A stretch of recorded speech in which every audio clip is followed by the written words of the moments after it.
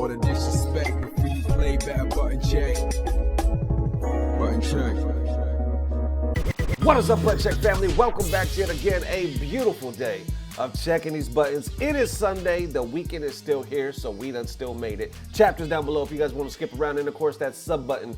Thank you guys so much for taking the time to help the channel grow, turning on notifications, giving it a thumbs up, all that basic stuff y'all already know. Look, we got some hot ass buttons, a lot that I was tagged in just last night, so they popped off just yesterday. We're going to check it. Without further ado, let's go. All right, now into them first set of updated Dr. Disrespect buttons that need to be checked. So y'all may remember, right? Obviously, everybody by now knows the story and what's been going on with Dr. Disrespect. But what we've been waiting on lately is him to be monetized again, because he kept saying that, you know, everybody, like, he's not getting paid right now to stream.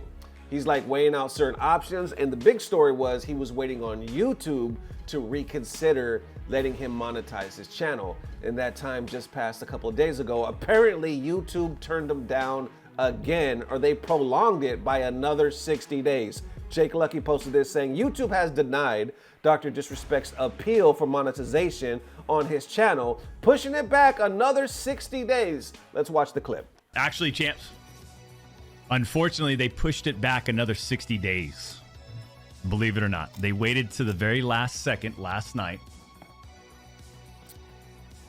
to tell us we're going to extend just for another 60 days.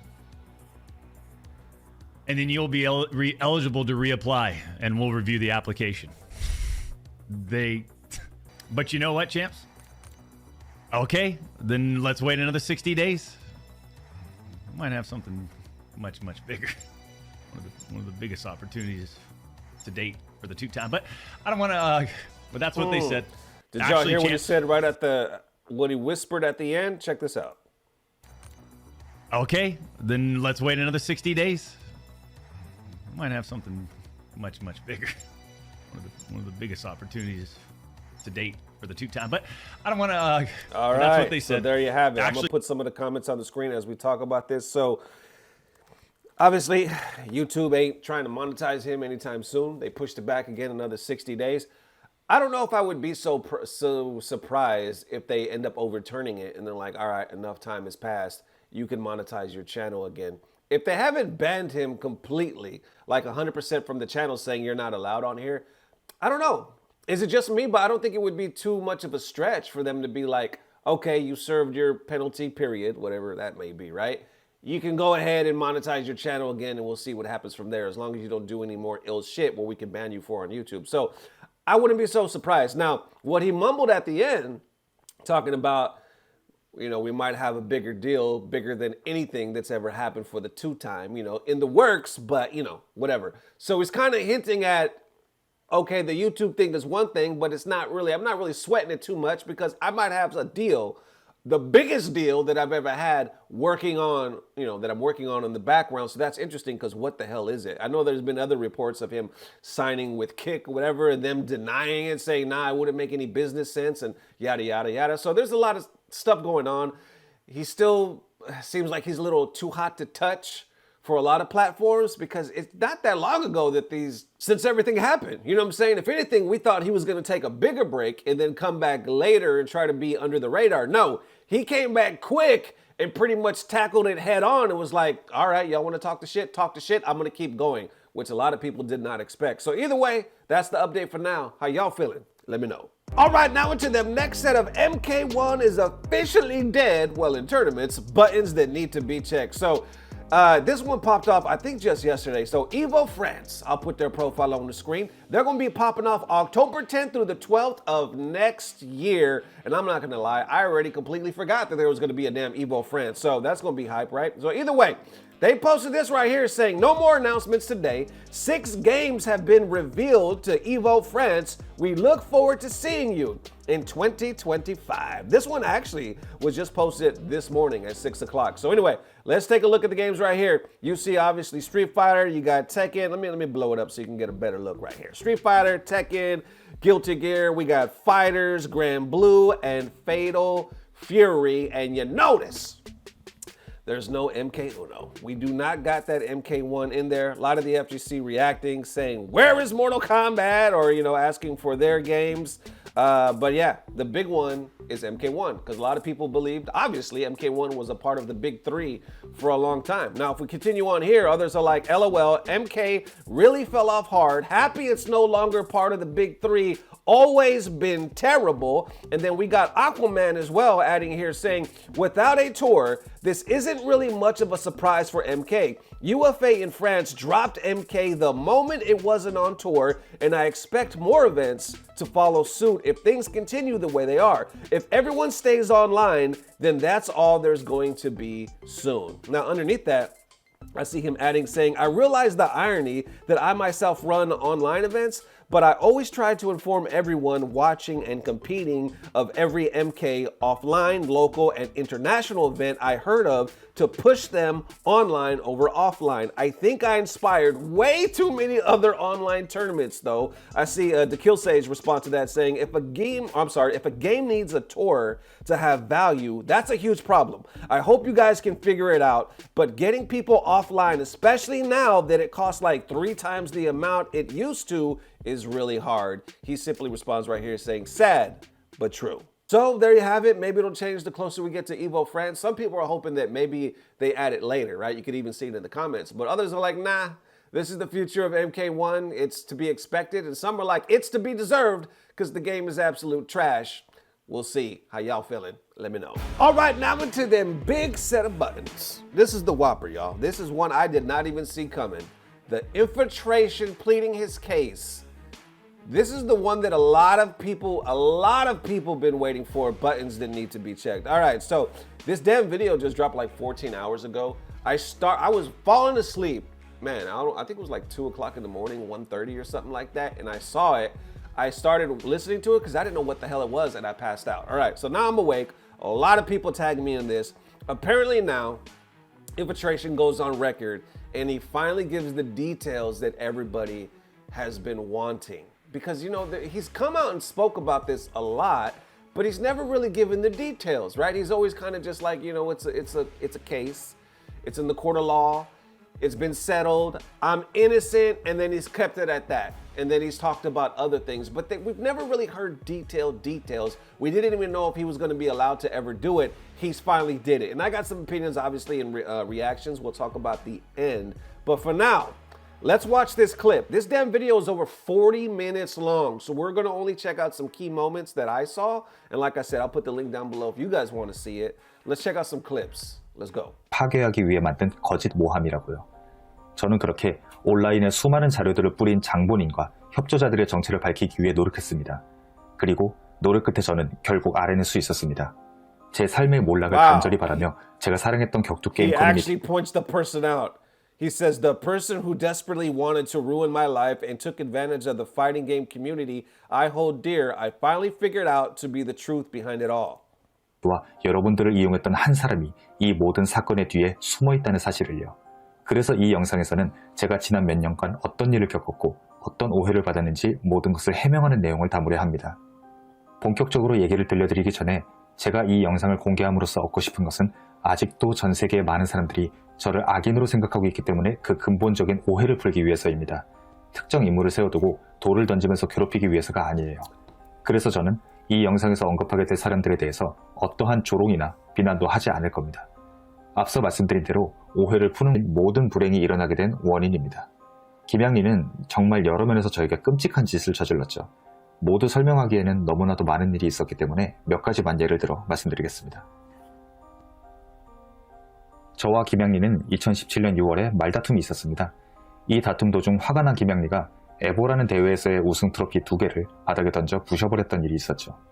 이 대회는 수천 명이 참가하는 엄청난 경쟁률을 자랑하기 때문에 우승자에게는 세계 최고의 선수라는 타이틀이 따라오는 걸 그녀는 분명히 알고 있었는데도 말이에요. Okay, so basically he went on to say, like, I guess starting off, they've been in a few arguments, whatever, and she broke his EVO trophies, throwing them on the floor.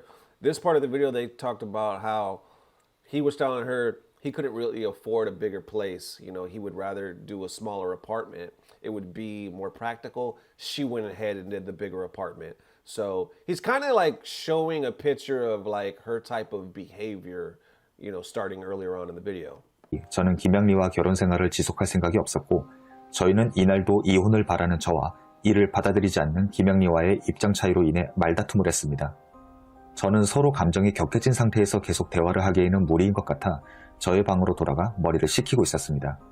그러던 도중 제 핸드폰에 김양리가 저에게 생활비 명목으로 받은 신용카드로 32만원 상당의 식기세척기를 구매했다는 내용이 보이더군요.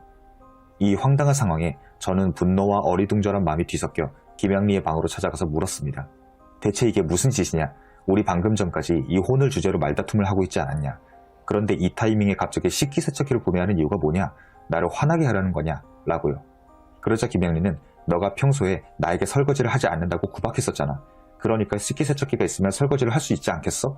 그래서 구매했어. 라는 다소 황당한 답변을 해왔어요. 내 지금 경제 상황이 어떤지 알아요? Right here, he actually plays audio recording, y'all. He actually has some moments of her voice and her text messages in this video, which is crazy, right? So right up to this point, he was talking about how he went to her and said, I want a divorce. I'm not happy. They started arguing. He says, I went to the room to calm down. Then he noticed a charge on his card. She just purchased a dishwasher. So he's like, how the hell are you going to purchase a dishwasher? And we were just talking about some divorce. And she's like, well, you're always complaining about me not washing the dishes. How about I get a dishwasher that solves that? So now he's pissed off, like, where is your mental at? That's his side of the story right now. But he plays the audio recording saying, do you know my current financial situation? I told you before I left the home, I had 3.2 million KRW in the bank account, but more than 4 million won came out as credit card charges. 제가 나오기 전에 말했죠. 320만 원이 통장에 있는데 400만 원 이상의 카드값으로 나왔다. 그리고 대비 그 다음 날에 30몇만 원짜리 식기세척기랑 비닐을 구매했어요. 32만 원짜리. 그녀의 이 어처구니가 없는 말을 들은 저는 그게 대체 무슨 말이냐며 되물었고 다시금 감정적인 대화가 진행되던 도중 김양리가 갑자기 경찰에 전화를 걸어 저를 가정폭력으로 신고하겠다 했습니다. 처음에는 김양리가 감정적인 상태여서 하는 말이라고 생각했지만 잠시 후 전화기 너머로 경찰이 전화를 받는 소리가 났고 이후 김양리가 정말로 저를 신고하겠다며 입을 떼었죠. 저는 깜짝 놀라서 이게 대체 무슨 짓이냐며 그녀에게서 전화기를 빼앗아 통화를 종료했습니다. 그러자 김양리는 난데없이 미친 사람처럼 제게 달려들어 내 전화기를 So 내놓으라며 right here he's saying from there it escalated. She said she was going to call the cops. He didn't believe her. Then he saw that she was really doing it. He took the phone from her and then she rushed at him like a crazy person and started attacking me, demanding that I hand over her phone. 저를 핥히며 공격했고 이 납득하기 힘든 상황에 저는 혹시 김양리가 이 상황을 자신에게 유리하게 만들기 위해서 핸드폰으로 녹음을 하고 있는 것이 아닌가 하는 의심이 생겼습니다. 그렇게 다시 김양리에게 대체 왜 신고하려 한 거냐, 핸드폰으로 뭘 하고 있던 거냐 라고 물었지만 그녀는 계속해서 핸드폰을 뺏으려 하며 저를 공격할 뿐이었습니다. 저는 그런 김양리를 계속해서 저지했고 힘의 차이가 있는 남녀의 다툼이었기 때문에 제가 다행히 김양리의 움직임을 제한할 수 있었습니다. 김양리는 이런 와중에도 끊임없이 소리를 지르며 자신을 때리지 말라, 목을 조르지 말라, 살려달라 등의 말을 하며 바닥을 기어다녔으며 제가 그녀를 제지하고 있는 실제 상황 이상으로 과장된 반응을 보이면서 부자연스럽게 구는 그녀의 모습을 보고 저는 그녀가 무슨 So he did 속셈 admit to restraining her movements because he said she was pretty much acting crazy. She was the one going on the floor, crawling, screaming. And he said he's sure that she was planning something when she started acting so unnatural. 이 있다는 것을 확신했습니다. 아니나 다를까 나중에 알고 보니 김양리는 정말로 이 And she 모든 was actually recording the whole situation. 상황을 녹음하고 있었더군요. 그리고 이날뿐만이 아니라 다른 날에도 대부분 몰래 녹음을 하고 있었고요. 그리고 약 10분 정도의 시간이 Oh, 흐르자 damn. So this is actually a police shot. You can see Infiltration in the back right here talking to one of the cops.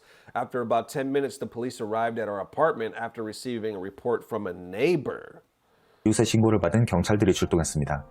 김양리는 경찰들에게로 기어가서 제가 자신을 때렸다며 울부짖었고 저와 김양리는 경찰들의 Hold on, what did he say? She crawled towards the police officer and cried out that I had assaulted her. 경찰들에게로 기어가서 제가 자신을 때렸다며 울부짖었고 저와 김양리는 경찰들에 의해 거리를 둔 채로 떨어져서 각자 사정을 설명했습니다.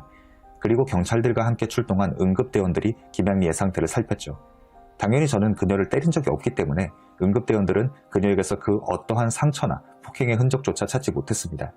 그렇게 시간이 흐르자 한 경찰이 그녀에게 그럼 이선우 씨를 폭행 현행범으로 고소하시겠어요? 라고 물었고 김양리는 네 라고 답했습니다. 그 말이 끝난 즉시 경찰들은 바로 Okay, so they actually asked her, are you going to press charges? She said yes, and then they instantly told him to cooperate and arrested him for assault. Now, the part I'm confused upon is where they said, he just said that she called the cops. He grabbed the phone to hang up because he was like, why are you wilding out? Like, that's not necessary kind of shit, right? But then he said the cops came. Let's rewind right here.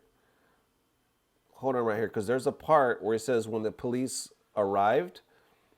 Right here. After about 10 minutes, the police arrived at our apartments after receiving a report from the neighbor. So I thought the reason why they got there was because what he just said, right? He said she called the cops. So now I'm thinking, well, did she not have enough time on the call, right? Because he hung it up. So maybe they didn't know the exact location and they didn't know exactly to show up until the neighbor called the cops. That's the only thing I could think of, right? Because how could she call the cops and that not be the reason versus the neighbor calling the cops, 10 minutes later? So either way, I mean, I could see it kind of unfolding either way. That just caught me, curious to how that went down. Anyway, so now the cops are arresting him. 테니 협조하라 라고 하더군요. 저는 이 상황에 너무나도 놀랐습니다. 저의 증언과 설명은 제대로 듣지도 않고 실제로 The police never listened to my side of the story, did not really catch the scene of the assault, and came out with a warrant after receiving a report from a neighbor. Damn, they got a warrant that quick? All it took was just one sentence from a woman to arrest me. 폭행하는 장면을 보인 것도 아니며 영장도 없이 그저 여성의 말 한마디로 절 현행범으로 체포하겠다니요. 저는 경찰들에게 고소장도 없이 이럴 순 없는 거다. He said, I told the officers they can't do this without filing a complaint. Did they see me actually assaulting her or find any injuries? 여자를 폭행한 장면을 봤거나 그녀에게서 작은 상처라도 발견했냐? 이건 말이 되지 않는다고 얘기했지만 경찰들은 더 이상 반항하지 말라며 저에게 수갑을 채우고 근처 파출소로 연행했습니다. 저는 그렇게 작은 동네 파출소를 거쳐 큰 경찰서로 조사를 받기 위해 이동하게 되었습니다. 저는 여기서만큼은 진실을 제대로 밝힐 것이라 기대했지만 경찰서에서 마주한 수사관에게서 또다시 충격적인 말을 듣게 됩니다. 수사관은 저에게 대부분은 사건이 일어난 이후에 피해자들은 횡설수설하기 The interrogator told him most victims after an incident tend to be dazed and disoriented, but her account is consistent and detailed. 마련인데 김양리의 증언은 일관되고 디테일하다. 이 정도 가정폭력은 가벼운 일이다. 피해자들이 피투성이가 되어서 오는 경우도 있다. 그러니 죄를 빨리 인정하고 끝내는 것이 너에게도 편할 거다. 라고 말했습니다. 그래서 저는 생각했죠. 이 수사관은 내가 이미 죄인이라고 정해두고 사건을 제대로 해결하려는 것이 아니라 귀찮음 때문에 빨리 사건을 치워버리고 싶은 거구나 라고요. 그래서 저도 이렇게 얘기했죠. 그럼 저의 증언은 디테일하지 않고 일관적이지 않습니까? 왜 여성의 증언만 믿는 겁니까? 라고 항의했지만 수사관은 들어주지 않았습니다. 수사관은 오히려 이렇게 말했죠. 이제부터는 너의 얘기를 듣기만 하는 것이 아니라 판사가 볼 수 있도록 조서를 작성하기 시작할 거다. 여기서 계속 죄를 부인하면 괘씸죄가 적용되어 판사가 더 큰 벌을 내릴 수도 있다. 라면서 So basically he said at this point he felt like they weren't even listening to him. They were just presuming him guilty. And they said the quicker you admit it, the quicker we'll get it out of here. So he said he didn't have a lawyer. You're about to hear this part. He's about to say, I didn't have legal counsel, so I made the decision just to eat it, right? Because what they were telling me. Right here he says from now on it won't be me listening to your story, but I'll also write a report that the judge can see. If you continue to deny the crime here, you will be charged with a scandalous crime and the judge may even impose worse punishment. 협박 아닌 협박을 했습니다. 저는 너무 충격적인 상황에 머리가 잘 돌아가지 않았습니다. 오랜 시간이 흐른 지금에야 이 모든 상황을 객관적으로 바라보며 최선의 행동을 할 수 있겠지만 당시에는 수중에 가진 돈도 없고 사건을 변호해줄 변호사도 없는 마당에 제가 행할 수 있는 묵비권 등의 권리를 행사할 생각조차 들지 않았죠. 그래서 저는 수사관에게 물었습니다. 나는 그리 유명하진 않지만 많은 사람들이 앞에서 활동하는 프로게이머다. 이게 아무리 작은 일이라 하더라도 짓지도 않은 죄를 인정하고 죄인이 되어 이 일이 남들에게 알려지게 되면 이 일로 인해 나는 큰 고통을 받게 될 수도 있다. 난 그게 가장 두렵다.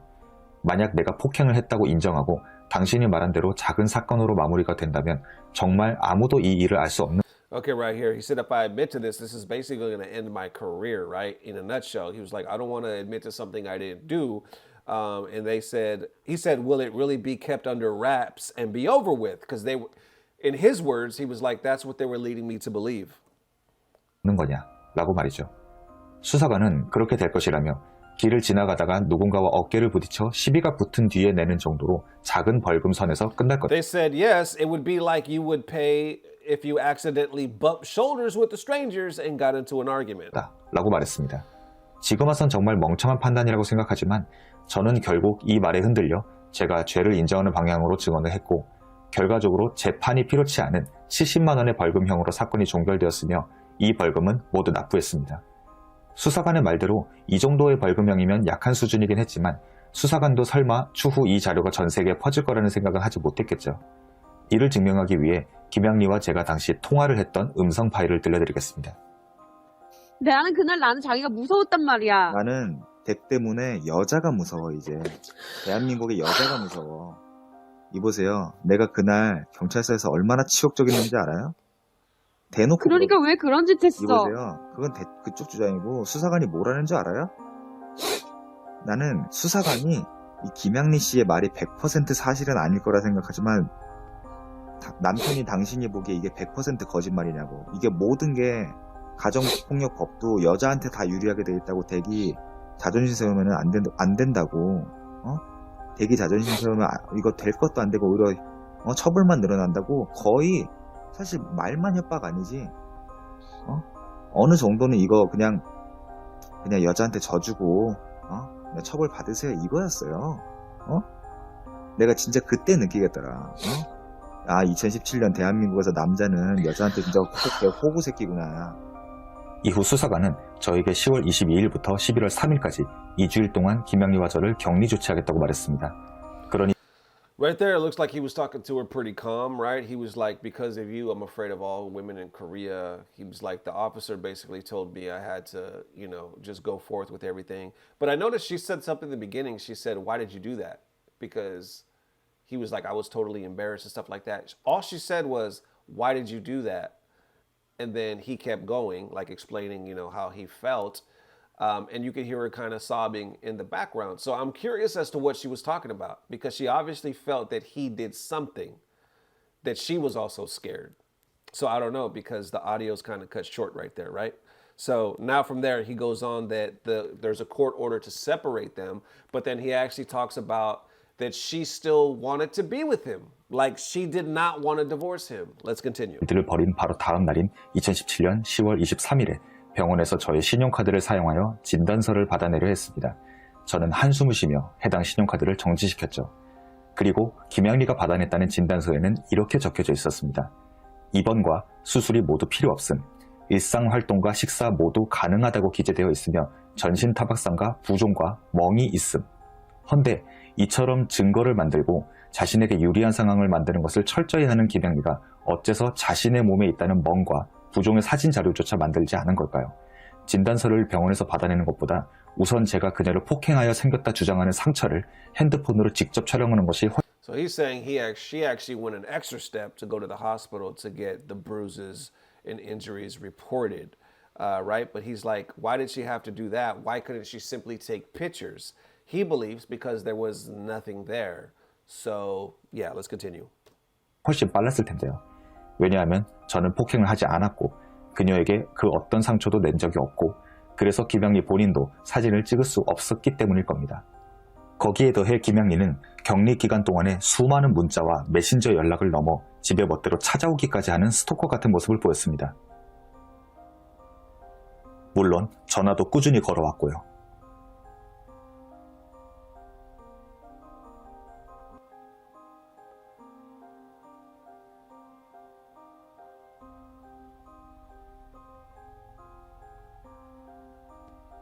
저는 이 상황이 정말 끔찍했고 이해하기 힘들었습니다. 이 모습들은 상식적으로 자신을 폭행한 남자가 무서워서 견딜 수 없었다는 여자가 보일 수 있는 행동이 아니었으며 저의 감정이나 의견은 묵살한 채로 멋대로 집에 찾아오고 이혼을 하지 않으려는 김양리가 무서웠거든요. 그래서 저는 김양리의 모든 연락을 거부하며 연락을 받지 않으려 했습니다. So right here, so he talks about afterwards how she was kind of stalking him from his point of view, and even told like the police or somebody that they had slept together, and he was like, that never happened, like after the incidents, I guess. And then right here, when they're talking about picking up more stuff, he's like, suddenly she changed her stance and told me to not come by if I had no intention on getting remarried.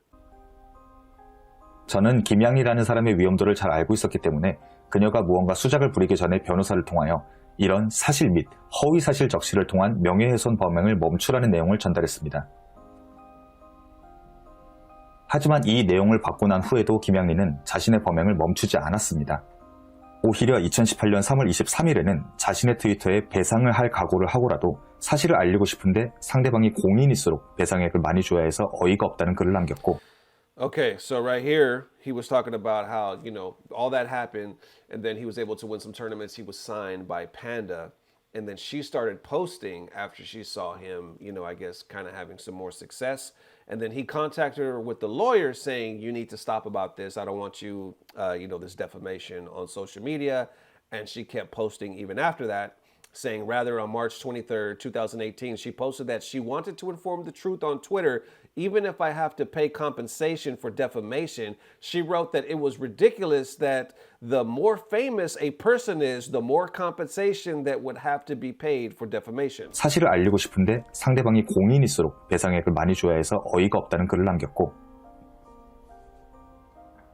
이틀 후인 3월 25일에는 자신의 인스타그램에도 내용 증명서를 받은 것에 대한 분노를 표출했죠. 그리고 6월 25일에는 트위치 TV에서 가정폭력범 잠입 DV Infiltration이라는 이름을 가진 사람이 저에게 1대1 메시지를 보내옵니다. 난 해외에 살고 있고 증거가 다 있으니 판다 글로벌로 직접 증거를 보내겠다. 너가 그렇게 나올 줄 알고 있었다. 라며 저를 협박하는 정체불명의 이 사람. 이 사람에 대해선 잠시 후 얘기를 이어갈 테니 기억해 두시길 바랍니다. 그리고 김양리는 오히려 더욱 과감하게 행동합니다. 지금 보여드리는 자료는 2018년 6월 29일에 김양리가 자신의 블로그에 작성한 프린트 기기의 리뷰입니다. 이 글에서 김양리가 보여주는 사진 속 서류들의 내용을 확대하여 자세히 보면 목을 비틀고 바닥에 눕힌 채로 피해자를 끌고 다니며 무릎으로 누르는 등 피해자를 폭행하였다 라는 내용을 확인하실 수 있을 겁니다. 그리고 이 내용은 저희의 재산 분할 분쟁에 오갈 때에 김양리 측에서 제출한 자료와 100% 일치하죠. So now he's saying this is the anonymous person that was contacting him saying, I have all the evidence I need to take you down. And they were showing copies like in the background of the police report. He was like, and this content is 100% consistent with the data submitted by her during our property division dispute. 이 자료들이 전 세계로 퍼진 뒤 수많은 사람들이 저를 비난했습니다. 그도 그럴 것이 온라인에 퍼진 수많은 자료들 중엔 저와 김양리 간의 법적 분쟁에 대한 자료들과 2017년 10월 22일 당시의 상황을 김양리가 몰래 녹음했던 음성 파일과 녹취록에 포함되어 있었으며 특히 제가 김양리와 다투던 당시의 음성 파일과 녹취록은 정말로 제가 And this is another thing too, right? Because a lot of people were saying that not only they believed he was guilty because you know, he was fined and found guilty in the court, but because there was apparently audio files that she recorded in like a transcript, and some of that shit in that transcript was wicked. You know what I'm saying? So a lot of people, once they read that, they were like, fuck this guy forever, because this is some really raw shit, right? But right here, he says the audio files and transcripts were edited to make it seem as if I was really harassing and torturing her, which led to many people to believe that I was a woman beater. Let's continue. 제가 김양리를 괴롭히면서 고문하는 것처럼 편집해 놓아 많은 사람들이 정말 제가 여자나 폭행하는 사람처럼 믿게 만들었기 때문입니다. 모범적인 이미지에 높은 성적을 내는 한국의 프로게이머가 알고 보니 전 아내를 폭행한 사이코패스의 범죄자였다. 너무나도 자극적이고 믿고 싶은 얘기였던 거죠. Like I said, this video is over 40 minutes long, so if you guys want to check it out, I'll put the link down below. There's a lot of points, man. And I think it just goes on, like, I'll say a couple of things real quick. Like, one, this video was the video that he needed to release like 4 years ago. You know what I'm saying? This is the video with the detail that in the questions that people wanted to know, right? Now, in saying that, he probably couldn't because of the timing and the laws and all that other stuff. And he probably also thought that all the other stuff that was being done was gonna go in his favor, which it did not. You know what I'm saying? So I could kind of see why it took this long for it to come out. You know, Capcom doesn't look like it's gonna reverse his ban anytime soon.